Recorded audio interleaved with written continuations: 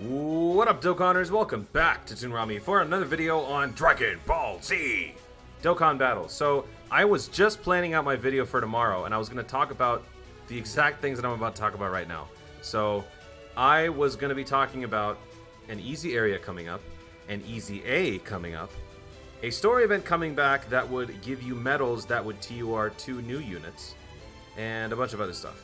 But we got the data download for global, so actually I figured, you know what, I'm gonna move this up and drop the video right now. So we're gonna be talking about Raditz, we're gonna be talking about Majin Buu, and we're gonna be talking about two Peppy Gals units. So as you can see right here on the Dokkan Wiki, this shows all of the upcoming events for global. We've got Chain Battle, and we've got the easy area for Raditz, we've got the Magical Girl Fighters, Extreme Z Battle for Buuhan, which you might be confused about, Defeat the Legendary Super Saiyan, a new threat, the Saiyan Warrior race, and Low Class Warriors Raditz Pride. So from this, you can pretty much already tell what's going on here. So I wanted to go over those units in detail because before, when I did a first reaction to the campaign, I didn't really have an opportunity to go over each units individually. So the first units I want to talk about are the two units that are going to be dropping very soon on the Rising Dragon Carnival banner, the double race banner. So we're getting the TUR for the launch as well as the TUR for the Oceana Shenron. Don't worry about the Kid Buu. That's a JP thing. I'm trying not to look at it. Anyway, so this is the launch. Behold, she transforms as soon as the game starts, or the fight starts, into this pretty solid unit. So she's a Peppy Gal's lead, Ki +3, 120%, causes supreme damage and greatly lowers attack and defense. Already stellar. Attack and defense +120, Ki +3 plus an additional attack and defense +60%, high chance of performing a critical hit, and launches 2 additional attacks, each of which has a high chance of becoming a super attack for 6 turns from the start of the turn. Seals the super attack of the attacked enemy when there is another Peppy Gals category ally attacking in the same turn.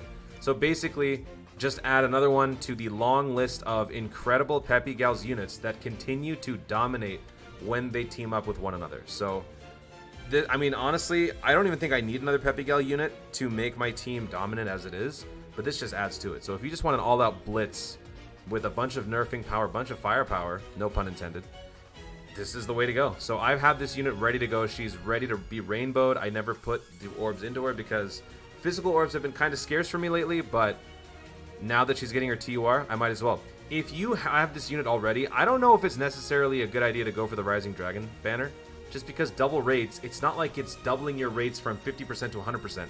It's doubling your rates from like 0.01 to 0.02. So really keep that in mind. If you've got this unit and the Oceana Shenron already, I don't think you should worry about it, really. Save your stones for something else. So this is the other TUR that is in question, Oceana Shenron, Princess Otto. Was that a thing in the show? I don't remember that. Shadow Dragon Saga lead, Ki +3, 120%, raises defense for 1 turn, causes supreme damage to the enemy, seals super attack. Ki +3, attack and defense +120%. What did I just say? 120% plus an additional attack and defense +60%. Launches an additional super attack when the target enemy is in attack down or defense down status. Attacks effective against all types and high chance of stunning the attack. Whoa! Wait. High chance of stunning the attacked enemy when the target is sealed. So, to add insult to injury, you could stun a sealed target. This is the definition of overkill. You have no reason to do that. Wow. That's crazy. Because if you look at her super attack, she raises defense for 1 turn and she seals, right? So if she's raising defense for 1 turn and then sealing, if that unit that just got sealed retaliates, they would only be able to attack through normal means, through slaps. And those slaps would be based on their attack power. And if their attack power isn't high enough to pierce through that defense, it's not going to do much. So her kit is already pretty complete. But then on top of that, you launch an additional super attack when they're... Okay, so basically, if you run this alongside Launch or any other nerfing unit on the Peppy Gal squad, you'll get an additional attack. So you'll seal the first attack, and then you'll stun the second attack. Basically. I mean, it's not a guarantee, it's a high chance, but that is pretty crazy. So I think this is the second unit in the game, if I'm not mistaken, that can seal and stun in the same turn. The first being the Namek Frieza, the Planet Namek Saga sub-lead guy. He could attack everybody and seal them, and he could also stun 1 target. So that is pretty impressive. I am very excited to say that I have this unit already rainbowed. So I'm pretty much good on the 2 Peppy Gals. The only thing I got to do is get the medals. In order to do that, you have to jump into the Magical Girl Fighters event, which is why it's coming back. I believe you need 20 medals for each one. Let me just check real quick. They're both the same. You need 20, yeah. So you would jump into this event, and I believe if you have Peppy Gals and Universe Survival Saga both, you double your chances. So basically, if you bring Universe 6 units, you could double your odds, and you're just going to breeze through this no problem. All you have to do is do level 4 on hard, or super? Z-hard, sorry. And you'll get this done in like 5 runs, 6 runs. No problem. And I've got a bunch of Universe 6, so it's fine. So that is the first part. That is the first part. There's a couple more units to get to. I'm not going to get through the chain battle stuff. I'm going to save that for a different video. Goresh and I have something planned for that, so stay tuned for that one. But I am going to go into some easy area, EZA stuff. So let's talk about the Raditz. The Raditz is going to be getting his EZA, and this unit is not only important for right now, but he's also going to be very, very, very important for the future of Global Dokkan. And I'm not being dramatic, I'm being serious. So, first things first, let's take a look at the unit. Now he is a low-class warrior, a more complete low-class warrior lead, I guess. It's still very unorthodox. It's ki plus 4, HP and defense plus 60, and then attack plus 100%, so that's weird. And then he's a sub-lead for int. I don't understand why they didn't just give him 100%. This is just so bizarre. Whatever. I mean, I guess it's just, you know, furthering whatever he had before, but nobody cares. Causes supreme damage to all enemies and lowers defense. Before that, it was just mass, so this is a big upgrade. Attack and defense plus 80% at the start of the turn. Ki plus 6, attack and defense plus 60%, and super class enemies. Attack and defense minus 10% when facing 2 or more enemies. He is built for World Tournament. Now more so than ever. There's not going to be too many situations where you're fighting one enemy with him. It's not going to... And then if you are, you're probably going to have a Broly or somebody take him out anyway. This is going to be tremendous. So if you're working on your links for the World Tournament, this is also going to help on top of that. So if you've got like... you know how when Goresh destroyed me in that Super Battle Road race and he was running an all Wicked Bloodlines team? Some of their link skills had the ability of ki plus 2 plus defense minus 10% across all enemies. So this is essentially that. So this is going to help not only for him, but for anyone else on the same turn attacking with their mass damaging attacks. So this is a huge boost. Now the other reason why this is so important is... Oops, I accidentally clicked on the wrong thing. The reason why this is so important is not only is this good for you right now, but you also need to have this guy fully EZA'd and fully rainbowed when you inevitably get to the 2,000 day celebration or whatever it is for JP. I think it's going to be the same thing for Global, 2,000 days. You're going to need to have all of these units. They're all free to play. All of their EZAs, they need to be fully maxed out, fully rainbowed, completely done. So you don't have to think about this necessarily, but I would advise you to just get these free to play units done as soon as possible, because then they're out of sight and out of mind. You don't have to think about it. So as long as you guys, you know, are going to get this done eventually, I guess it's no problem. But I just wanted to remind you that there's more than one reason to get this guy maxed out. So now, this might actually be the hardest EZA, maybe the hardest event to date. And I'm definitely being dramatic on this one, and there might be some clickbait in the title. But this might potentially be the hardest event that we're going to be doing, because this Extreme Z area is Saiyan Saga. Now, there is no Saiyan Saga category, but the units that you have to choose from are simply atrocious. First of all, you have to bring the Raditz, the one who's getting boosted, which is fine. You have to bring this garbage Nappa. If you don't recognize this guy, it's because he doesn't show up too often. He's from the story event where you could get... It's one of the worst story events ever, because the drop rates are garbage. They don't have any updates planned. And you would get him from this Saiyan Warrior Race story event. Really, really old. There's no boost. You have a really low chance to pick up one copy of this guy on stage 7. And as you can see here, there's nothing.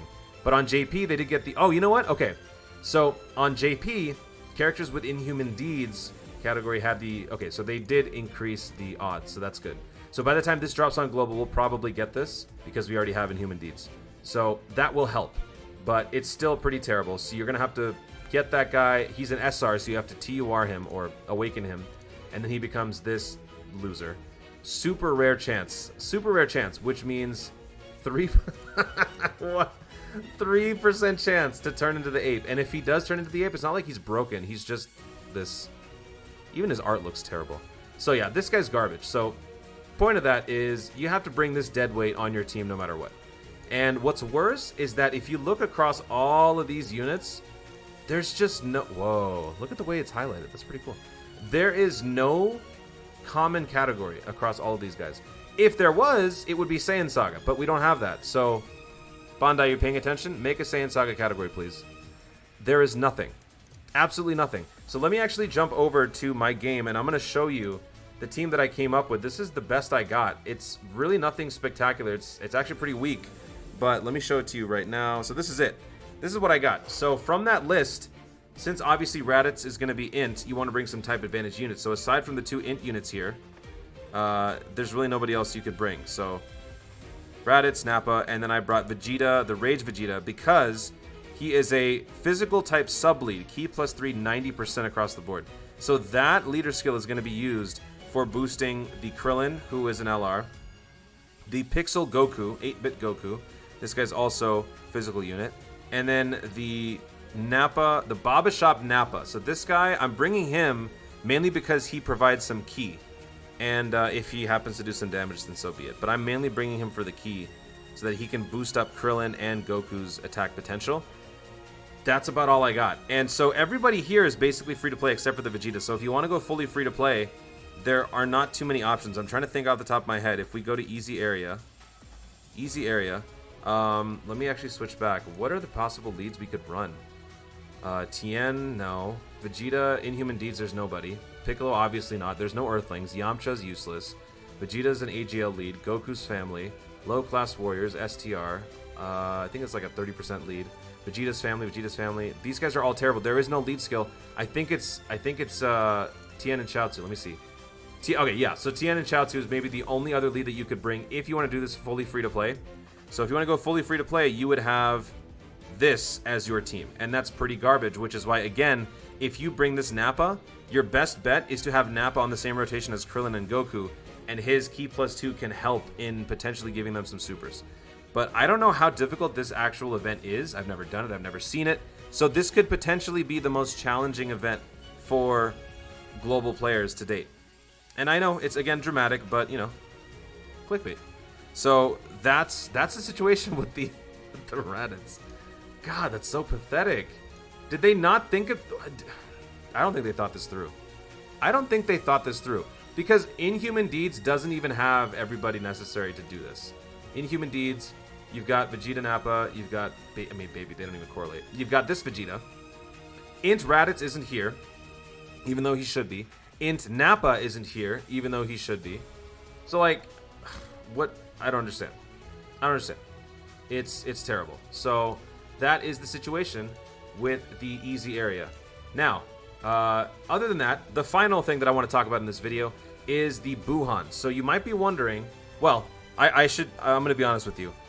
Maybe about 30 minutes ago, about an hour before this video uploaded, I was going to make this same video, and I was going to schedule it for tomorrow. And at the time, we did not have any solid confirmation that the unit that I'm about to mention to you was indeed coming. But now we do, thanks to the data download. And that is because this guy is getting some juice.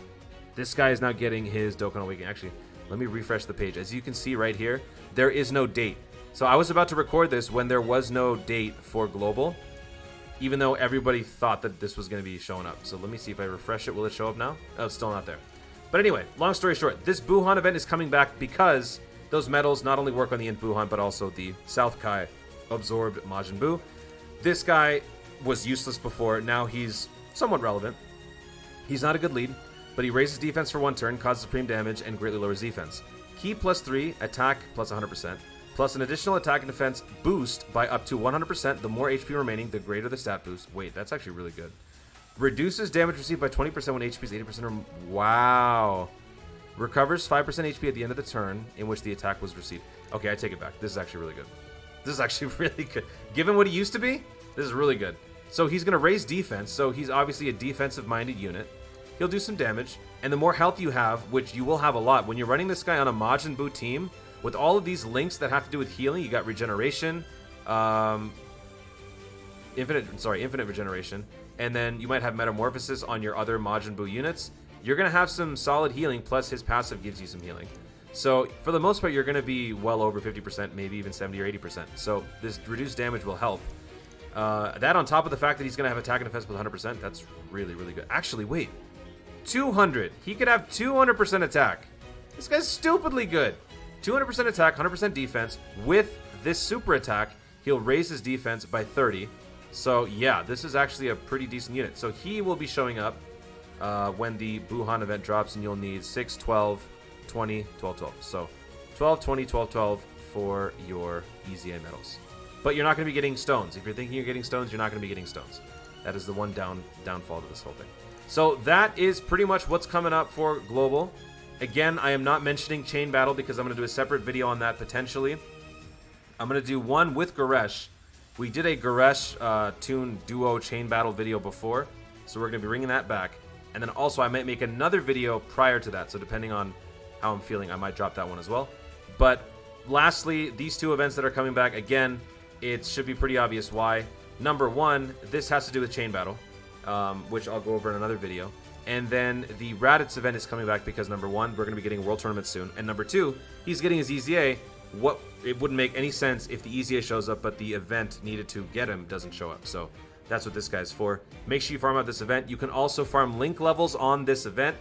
If you want to do this instead of the quest mode, this is more cost effective in terms of stamina count. However, the amount of links that you gain out of it may not necessarily be the same. So if you're looking at it from a stamina perspective, this might be the better option. But as far as results are concerned, this is probably not the way you want to go. But you now have the opportunity to choose between the two. So take that how you will and do whatever you need to do to get the job done. So that is going to be it, guys. Thank you so much for watching this update video. If you enjoyed the video, be sure to leave a like down below and let me know in the comments, who are you most excited about? Raditz's EZA, Launch, Oceana Shenron, or the South Kai absorbed Buu EZA. Me personally, I am super excited for the Raditz. World Tournament's about to be a lot more interesting for me. So let me know your thoughts in the comments down below. Also be sure to subscribe for more dope content in the future, and click the notification bell so that you let YouTube know you want to see more of my stuff. Do it! Thanks again, stay tuned, and always remember to Dokkan responsibly.